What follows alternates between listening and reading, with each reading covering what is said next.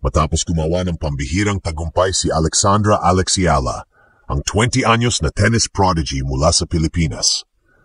Sa harap ng libu-libong fans sa Arthur Ashe Stadium, pinabagsak ni Ala ang world number 14 seed Clara Tauson sa isang epic 3-set thriller, 6-3, 2-6, 7-6 at tuluyang naisulat ang kasaysayan bilang unang Pinay na nanalo sa US Open main draw.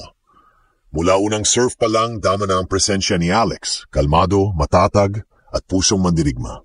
Sa unang set, ginamit niya ang kombinasyon ng precise returns at sharp baseline control para pigilan ang lakas ni Tauson. Ngunit sa ikalawang set, bumawi ang Danish star gamit ang mabibigat na serves at dominant forehands.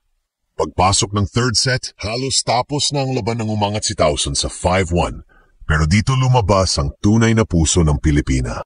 Isa-isang binawi ni Alex ang mga games, lumaban sa bawat punto at sa tiebreak. Matapos ang halos 3 oras na laban, tinapos niya ito sa score na 13-11, sabay luha sa gitna ng court. Agad nag-trending ang laban sa social media. Sa loob lamang ng ilang minuto, umakyat ang Proud Pinay at Ila makes history sa global trends. Tinawag ng Tennis Channel ang tagumpay ni Alex bilang one of the most emotional wins of the US Open opening week. Habang sinabi ng BBC Sport na siya ay the face of Asian resilience in modern tennis. Para sa Pilipinas, ito ay higit pa sa panalo. Ito ay patunay na kayang makipagsabayan ng Pinoy sa pinakamalalaking entablado ng mundo. Sa post-match interview, sinabi ni Alex, "I just wanted to fight for every point. This win is not just for me, it's for my country." Dahil sa panalong ito, inaasahang papasok si Ala sa top 75 ng WTA rankings, isang malaking hakbang tungo sa direct entries sa mga susunod na Grand Slam tournament. Mula sa Batangas hanggang New York, sabay-sabay ang sigawan ng mga Pinoy. History made. Filipina power is real. At sa gitna ng liwanag ng Flushing Meadows, tumindig si Alex Ayala bilang simbolo ng pag-asa, isang Pinay na hindi lang lumaban, kundi nagwagi sa buong mundo. Buong tennis world ang napabigla ng si Alexandra Ayala, 20 anyos na prodigy mula sa Pilipinas, ay gumawa ng kasaysayan sa US Open 2025. Hindi lang basta isang win, kundi ang unang main draw match win ng isang Pinay sa Grand Slam sa Open era. ESPN.com +2 US Open +2. Sa araw ng opening round sa Flushing Meadows, humarap si Alex sa Clara Tauson, ang number 14 seed at kilalang European powerhouse. Mula sa unang set pa lang, ramdam na ang tensyon at determinasyon ni Alex. Mabilis siyang nanguna sa unang set 6-3, nagpapakita ng composure sa mga big points at malinaw ang plano sa court. Subalit bumawi si Tauson sa second set. 2-6 ang score at lumutang ang panganib. Pagpasok ng deciding set, mukhang nasa control na si Tauson nang umabante siya ng 5-1. Pero dito lumabas ang tunay na puso ng isang Pinay fighter. Hindi siya nag-give up. Isa-isang binawi ni Alex ang games, nag-adjust sa serve, inalis ang Richard of Rhythm ni Tauson at ginamit ang suporta ng Filipino fans na nakapila sa grandstand court. Sa tiebreak, pumalo ang tensyon sa sukdulan. Nakikipagsabayan si Alex sa match points, nagsumikap sa bawat rally, hanggang sa matapos ang laro sa 7-6, 13-11. Nang bumagsak ang huling bola, si Alex ang unang humiga sa court, huminga ng malalim at tumayo kasama ang luha at tagumpay. Ang significance ng panalo ni Alex ay hindi lang para sa kanya, para siya sa buong bansa. Sa post-match interview, sinabi niya, "I'm so blessed to be the first to do this. I take so much pride in representing my country."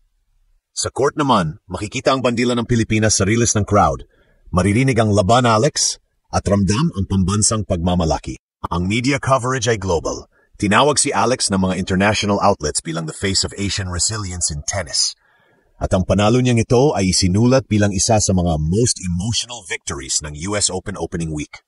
Ngayon, dala ni Alex ang bagong titulo, pinakabagong Filipino icon sa tennis. At kahit anong mangyari sa susunod na rounds, isang bagay ang malinaw. Ang pangalan niya ay nakaukit na sa kasaysayan ng sports ng Pilipinas. Mula Maynila hanggang New York, sabay-sabing ng mga Pinoy, Proud Pinay. Matapos ang makasaysayang panalo ni Alexandra Ala laban kay Clara Tauson sa US Open main draw, mabilis ding umikot ang mundo ng tennis mula sa WTA rankings hanggang sa Southeast Asian tennis programs. Ang tagumpay na ito ay hindi lang panalo sa scoreline kundi turning point sa karera ni Alex at sa kinabukasan ng Pinoy tennis. Ayon sa official update ng WTA, si Alex ay umakyat ng higit 30 spots sa live rankings, papasok sa top 120, pinakamataas na rango ng isang Pinay sa kasaysayan. Ang performance points na nakuha niya sa US Open ay katumbas ng halos isang buong taon ng consistent WTA 125 results.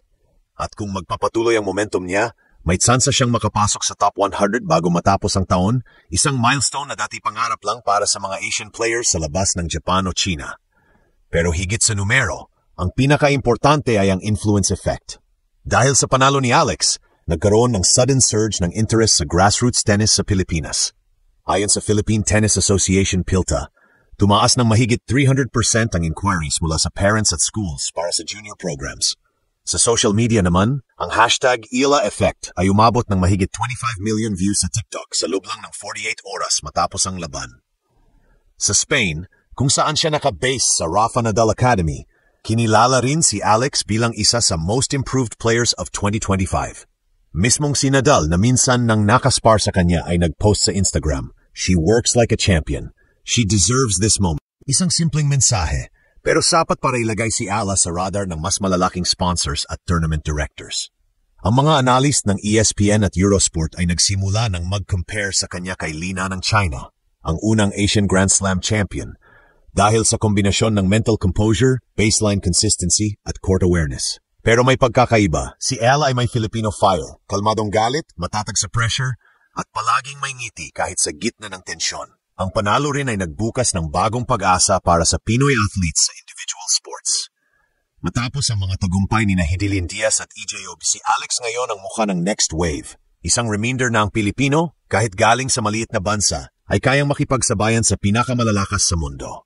Sa susunod na round, haharapin ni Ala ang isang top 30 seeded player. Pero ngayon, wala ng underdog label. Sa mga salita ng isang commentator sa match coverage, Alexandra Ayala didn't just win a match. She made the tennis world look to the Philippines for the first time. Dalawang sunod na tagumpay laban sa isang top 10 player. At ngayon, si Alexandra Ayala ay hindi na lang racing star, kundi isang bagong simbolo ng pagbabago sa women's tennis.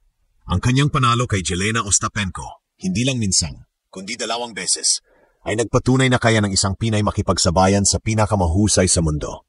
Sa mga international sports outlets, tinawag siyang the Southeast Asian Breakthrough. Ayon sa Tennis Channel, si Ala ay proof that global tennis is evolving and the next wave is coming from Asia. Sa Pilipinas naman, biglang lumakas ang interes sa tennis. May mga grassroots programs na sinimulan ng mga lokal na LGU at private sponsors sa inspirasyon ng kanyang kwento. Ngayon, papasok si Alex sa mas matataas na antas ng kompetisyon, dala ang bagong kumpiyansa at isang bansang buong-buo sa support. Ang bawat serve at forehand niya ay hindi lang para sa sarili, kundi para sa bawat batang Pilipinong na nangangarap na marinig ang kanilang pangalan sa pinakamalalaking court sa mundo. Ito ang bagong kabanata ng Philippine sports. At sa gitna ng liwanag ng spotlight, malinaw ang mensahe ni Alex. Filipinos belong on the world stage.